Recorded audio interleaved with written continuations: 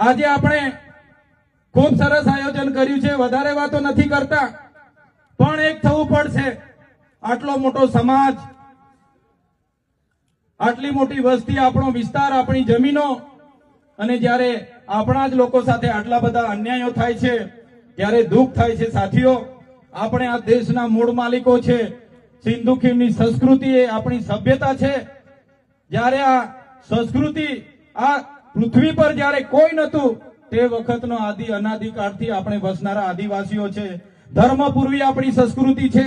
આ સંસ્કૃતિ સભ્યતા આપણે બચાવવી પડશે. સાથીઓ, જ્યાં પણ જરૂર લાગશે, આજે અમે અહીંયા આમંત્રણ મળ્યું ને આવ્યા છે.